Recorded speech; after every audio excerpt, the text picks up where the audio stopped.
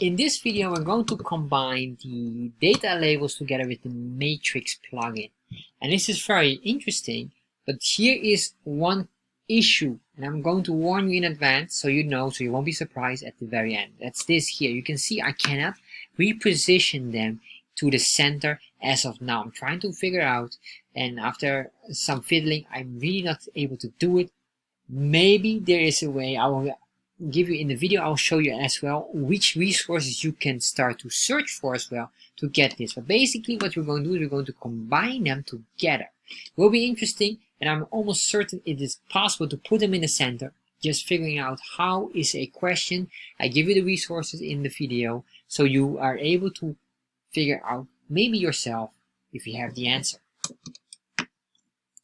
In this video, we're going to focus on one of the viewers' questions, which is how to add data labels in the matrix chart in Chart.js. Alright, so this question came from one of my other videos about how to create a matrix chart with Chart.js matrix plugin, which is quite interesting. We're going to work here as well to create a matrix chart. And in this here, or if you scroll down here, you see the question that came from Kamlesh Prajapati. A special thank you to Kamlesh for asking the question, and this is what Kamlesh asks. Can you help me how to make tooltips always visible in the matrix chart? Please help. Alright, so as I told you earlier, we're going to work with data labels, and the reason why data labels is built in to always show, while a tooltip is a hover or mouse over effect. Is it possible to always show? Yes, but it requires a certain way of structuring. There should be a special video for that. However, our result here will not be the end result. So this would mean that you still need to do some tiny adjustments. The adjustments, I would say, is somewhere in the positioning itself here in the data labels. However, let's start to just create the chart first. First thing what we need to do is we need to go to chartjs3.com getting started, and you see I get this weird not secured message. You can try it on your browser as well. Right now I notice there's a problem with my Google Chrome. That's why it's doing that. It's automatically blocking me of this one and many different sites such as Stack Overflow and this CDS or CDN file, but it's alright. I will show you later on. So what we need to do here is we go to getting started section here, and we just copy this chunk of code. And if you get this message and you're not comfortable on entering the website, just get a default code somewhere else. Doesn't matter for me. Alright, so what we're going to do here, we're going to paste this chunk of code here, cut out the title and just put that in there. Alright, and then we're going to save this. Once we save this here, we get this nice bar chart, and now it's time to convert it into a matrix chart. Alright, to do that, we need certain few plugins. We have here the data labels, and this is the one I need. So I need this plugin here, but for some reason I'm also not able to enter this website. So this is the jsdeliver.net, and basically if you would go to the jsdeliver.net website and just search for the Chart.js chart matrix plugin, you'll find it. It will pop up. It's this one here, 1.1.0. Alright, for some reason I'm not able to go on the website. I get this warning, so I have to solve my Google Chrome. Alright, so we're going to copy this, and we make sure that this here eventually is loaded after the Chart.js library here. So we're going to paste this one in here. Oh, and then what I need, of course, is this kind of JavaScript link. So I need to just cut out this, just put it in like that there. And there we are. So if I save this now, we have this working. The next thing what I want to do, and that's basically what you can do immediately as well, is go to cdnjs.com, where you get the Chart.js plugin data labels. So we get both of these plugins together so we can work with them immediately. So I'm going to click here on copy script tag and then just paste it in here as well. Alright, most important one is that the Chart.js library must be loaded first, and then any of these two. Doesn't matter which order, but those two after this one. Because this is the core that needs to load first, and this is dependent on whatever is in here. Same with this here. Alright, so now we have this here, we have this working. You will see here nothing happens, but we have the files loaded. So what I'm going to do now is we're going to work with our data. We're going to make now the matrix structure. So I'm going to remove here the labels. The labels we don't need, and then we go here to data. And in data we need to change a certain structure. We're going to do different items in here, and then here what we have now is straightforward. Oh, we can just keep that one in here. So what I'm going to do here is I'm going to use an X value, a Y value, a color value, and I will also get a text value for that square. Alright, so we're going to have multiple items in here. This is basically a data structure. So we say X value will be 1. And then the Y value will be 1, so it's 1 by 1. Alright, and then we have the color value. Let's say color, and I'll just say this will be transparency of 0.3, comma, and then we say here information. Alright, so this would be just any kind of info. Let's say this is fruits. We're selling fruits, and this is the fruits. So then what I want to do is I want to make here a square of 2 by 3. Alright, so to do that we need to have 3x or 3 squares on the x and 2 squares on the y. So we need to have in total 6. So 2 by 3 or 3 by 2. So this, let's say here on x3. So we say, well, we make this 1, 2, 3, and then you say 1, 2, 3. But the only difference here will be this will be on the first line, and then this one will be on the second line. Alright. Then here we could give it some other color. So I'm going to make it very simple. Let's make this 5, and let's make this 7, and then I'll make this one again 5 and 7. Alright. For the info, we're going to change this. It will be anything. We can do here apple, orange, Indian mangoes, very delicious as well, or apple mango, whatever you call them, lychee. That should be like that. And finally, what we could do here is a peach. Alright, so we have all of these here. So next what I want to do here is we have these colors. I'm just going to select a color here, or basically, well, the background color will be adjusted based on a item here, of course. So I can just put, let's clean this up a little bit. I'm going to copy this, just put it in here. Alright, and then here probably we need to make a function. So what I'm going to do here is a quick function for the background color. I'm going to say here is the following, parentheses, and then here curly braces, we say raw. And the reason why we do that is we're going to basically grab, I'm going to just delete all of this. We are going to grab this data here. Alright, so what we do here eventually will be a return, and then we return what exactly is the RGB color. Alright, so what I'm going to do here is I'm going to use backticks. Alright, backticks is not a quotation or single quotation here, it's different. They are on your keyboard below the escape. Alright, so I'm going to copy this, but this one will be adjusted. Alright, so we say this, I'll make the border here solid, but this one will be based on whatever the color is in here. So what I'm going to say is I say raw, I'm going to grab this, but I'm going to make sure that this here is a $sign, because we remember we use the backticks here, that means that we're using a template literals, so we can make easy concatenation here. Alright, raw dot color. So with this, it will automatically loop and it will give it color, whatever the value is here. Alright, so we have this, make sure you have a comma here. Once we did this, the next thing what we can do here is basically indicating the width. The width is essential because with this, we are going to indicate first of all the chart, and then we say here, what we want from this chart is basically this. Alright, we want to indicate how big it will be, basically the scale of the X value and the Y values here, but it will be in a different type of structure. So just follow along why this is. Well, it's not clear yet. Chart for the matrix plugin doesn't indicate this clearly, but it has something to do with these squares. Alright, so we say here we have this chart area value. It will be equal to this or blank. Alright, and then we say dot width, and this width will be divided by 1, or sorry, by 2. Or is it 2? No, we're going to divide it by the X value, the highest X value, which is number 3, minus 1. Comma. Alright, so that's for the width. Height, same story. But then I can just copy everything here. We say here height. And here we have the chart area height. And this will be the height will be based on this. So basically what we're doing here is we're going to calculate what is the complete from left to right and then cut it in 4 or 3 squares. That's it. But why we need to do the 2 minus 1. And you wonder why are we getting number 2? Highest value of the Y value.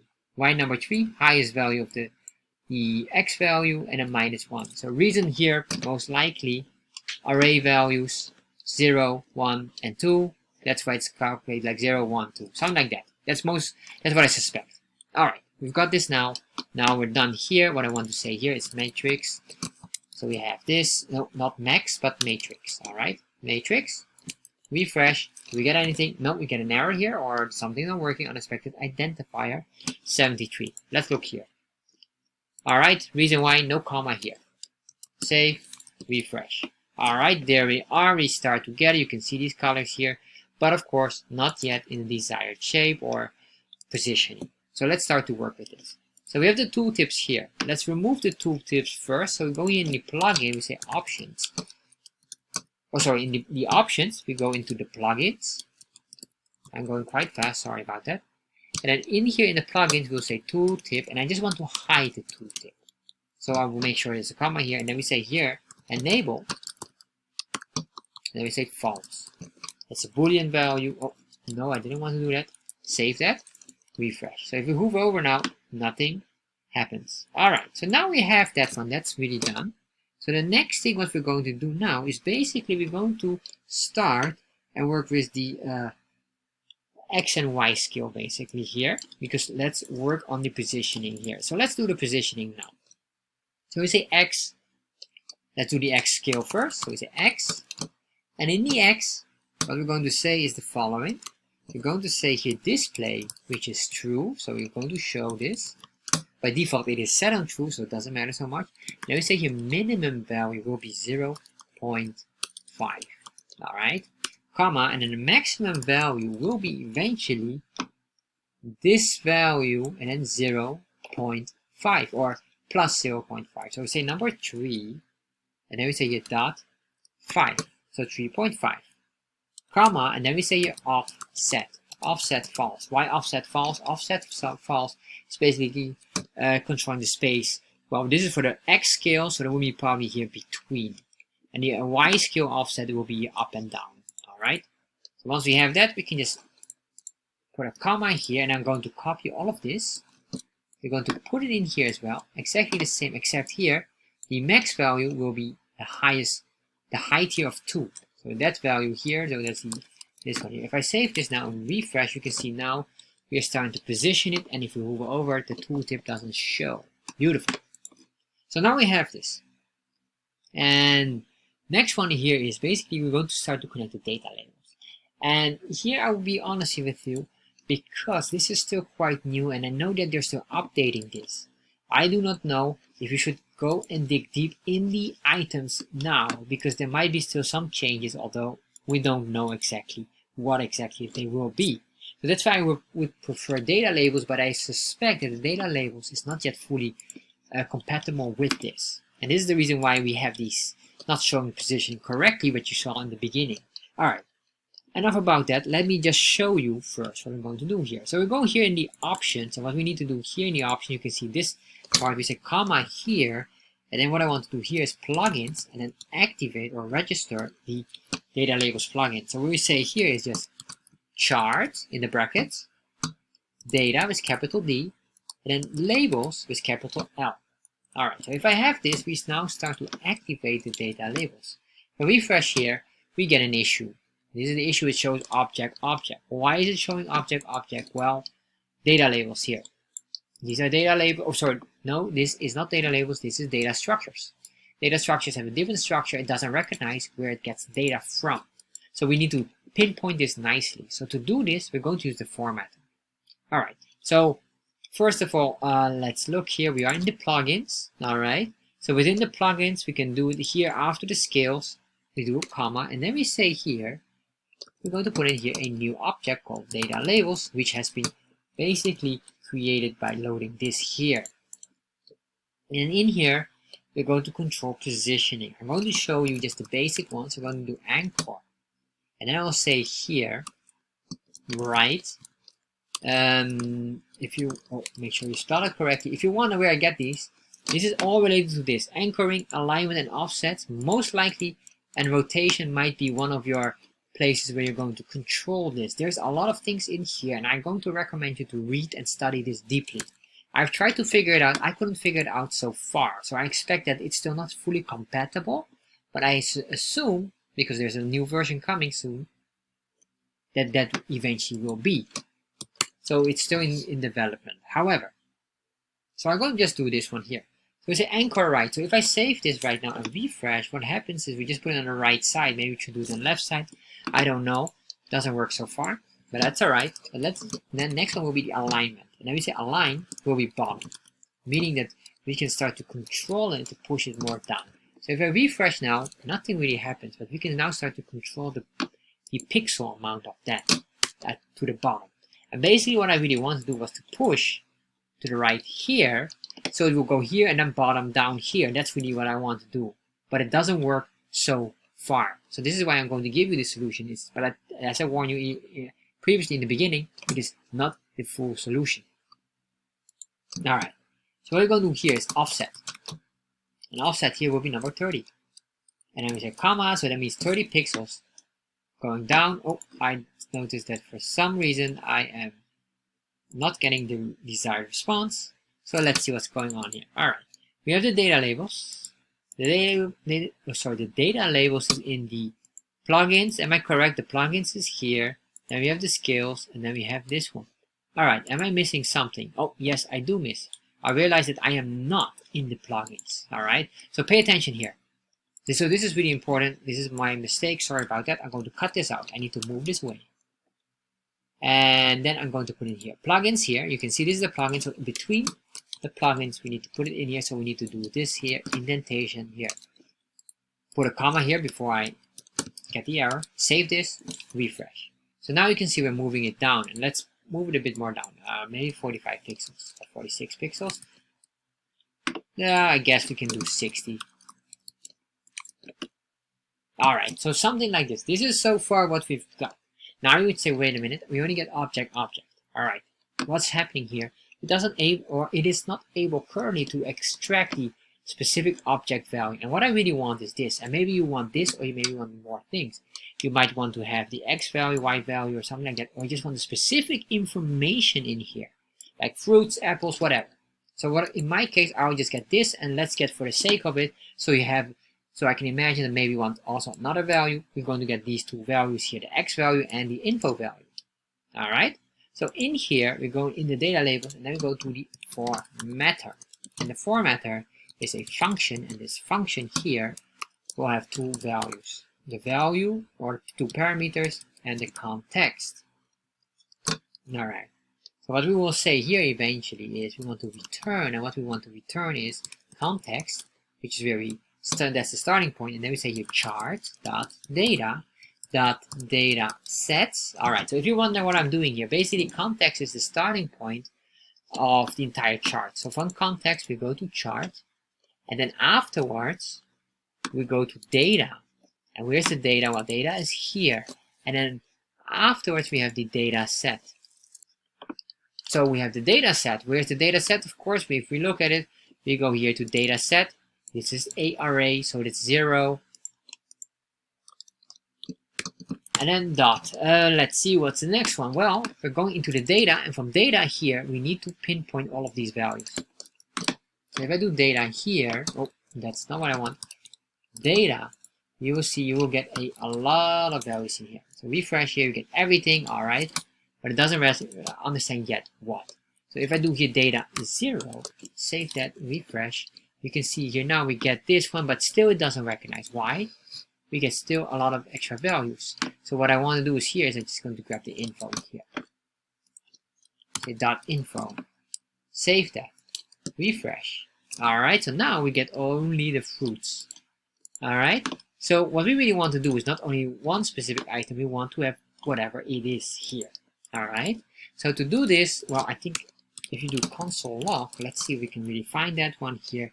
And all we say here is context.data index. Let's see what we get. This should be the item. Alright, you can see here that's the one. And if you hover over, you can see here we get the specific value here. Alright, so this is basically the one we need. So this here helps us to grab whatever we want here. So I'm going to save that here, put it in there. There you are. So now we have this here, but of course we're not done. We want to have the X value as well. So let's put it in here as well. So what we're going to do here is the following. What we could say here, I'm going to do here backticks again. So we're going to use here object, template literals. All right, backticks. Remember, backticks is below your escape button on your keyboard.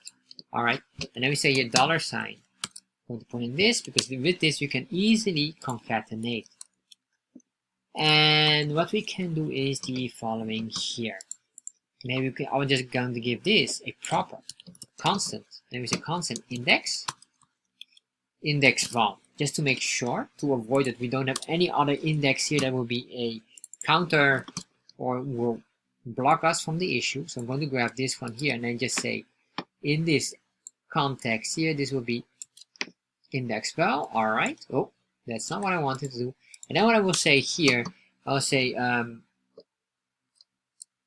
department or product, this, and then of course, and then we say comma, or we say this here, and then we say x val equals x is, I'm just making up stories here, I guess, or x would be that. So how do we get the x?